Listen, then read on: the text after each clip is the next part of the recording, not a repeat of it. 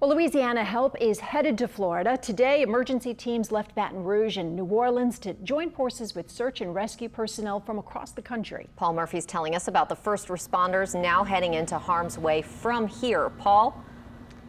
Katie, Karen, the first wave of 125 mostly fire and EMS personnel are staging tonight at a National Guard base just outside of Jacksonville, Florida.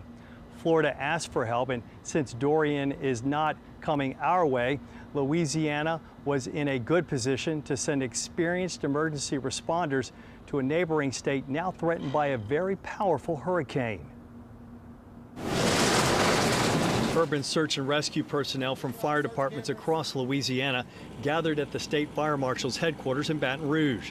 Monday, they hit the road, bringing boats, equipment, and decades of experience to the hurricane-threatened Florida coast and what they might find. You know, a lot of people are trapped in homes and it's never known, so we have to go door to door, I mean, building by building, and make sure that everyone's been taken out, everyone's been rendered safe. The team also includes a task force out of Alexandria, capable of securing buildings compromised by a strong storm. That's what all this equipment is for, is to shore the building to ensure it don't collapse on first responders when they're trying to get the people out. This is Trace. He's 5 years old. The Shreveport Fire Department is sending 2 rescue dogs. This is probably his 3rd or 4th deployment.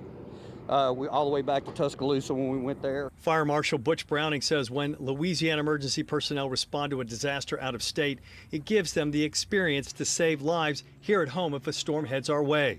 He added it's also the right thing to do. If Louisiana would be faced with any type of a storm, let alone a Category 5 storm right now, we'd be relying on all these other states to drop what they're doing and come help us. The goal is for the Louisiana Task Force to be set up and staged within an hour of Dorian's projected path by tonight, then be prepared to work and stay in the impacted areas for at least a week to 10 days. And this is just part of our makeup. This is part of what we do. The Louisiana Task Force also includes about 20 fire and EMS personnel from New Orleans. St. Tammany and St. Bernard parishes are also sending help.